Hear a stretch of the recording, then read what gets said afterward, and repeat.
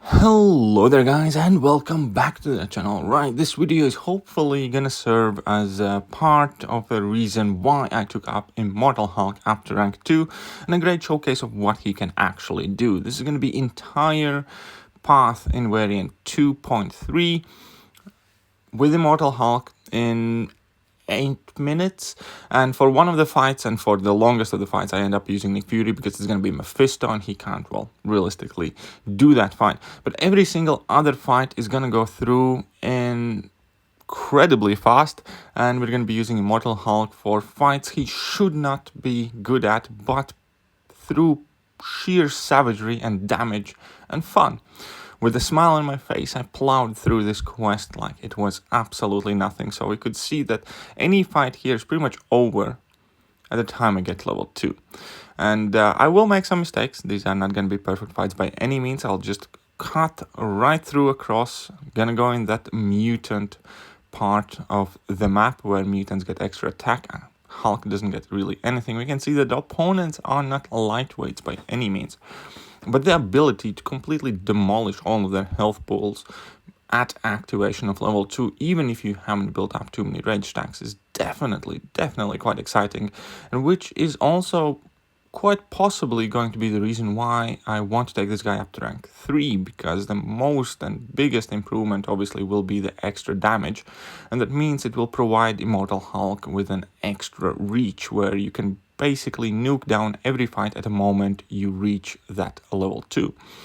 And that is also not only incredibly fun, I do think it will in fact end up having practical uses. As you can see here, the time I activated level 2, the fight was pretty much over, actually quite before that. But the whole idea where if I get to a level 2, even if I don't have any rage stacks built up, I can pretty much immediately finish out the fight. And if I don't, I'd still have that immortality to fall back on that could potentially save me and let me conclude the fight that way. So the more I'm using the champion, the more fun I'm having, but the more reason I can kind of find for myself to try and take this guy up to rank 3 quite shortly, to be honest, even if he's unduped, due to that sheer burst of damage. And I still maintain that it is an important factor to have in a champion.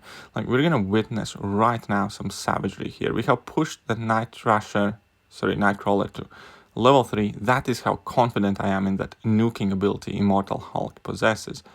We can see here double mediums finish of the fight, and it's done. And again, these are variant level opponents, so they are no lightweights.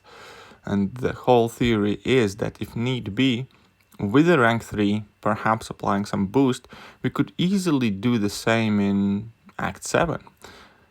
Possibly in some of Alliance War fights, where if I put up a Power Start 1 boost, or perhaps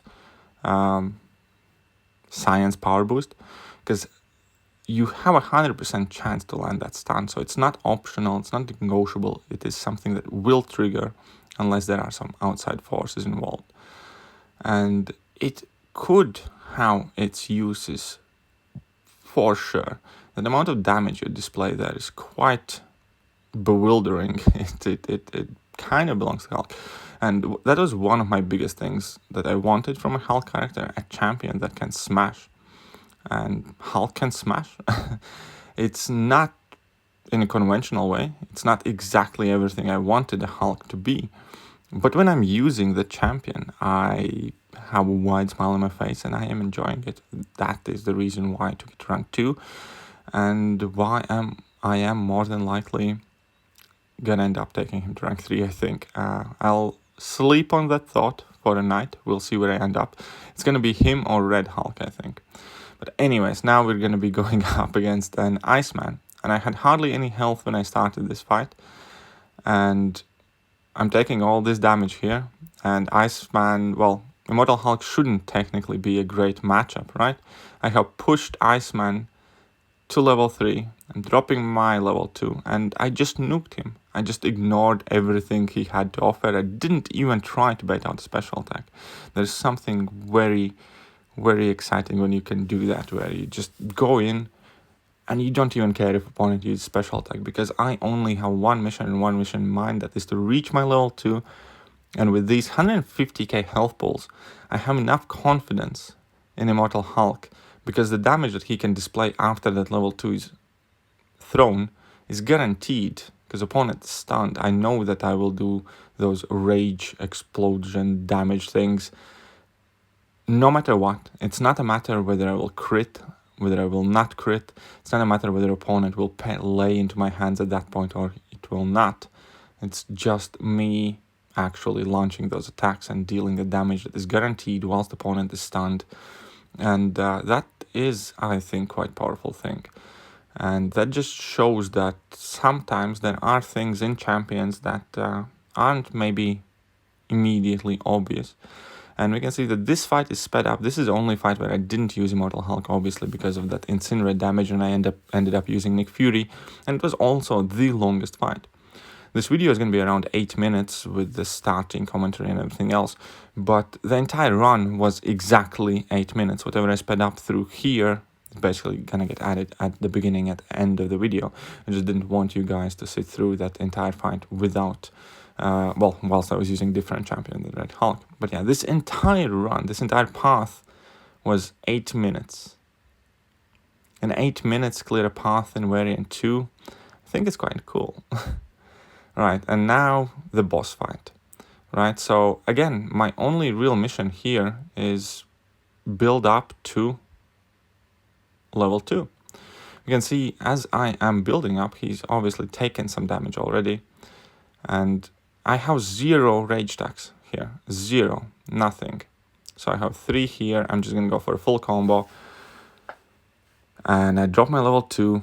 It deals some damage. I go for double medium again.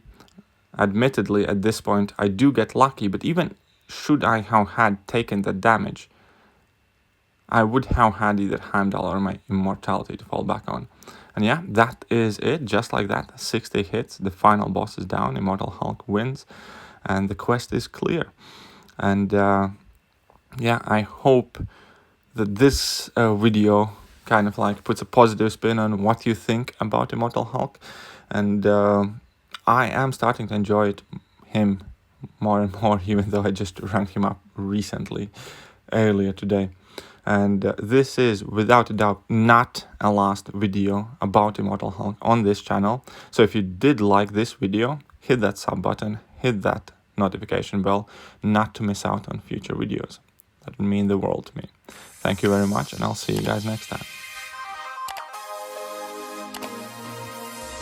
Hello there, guys, and welcome back to the channel. So we have all the information about...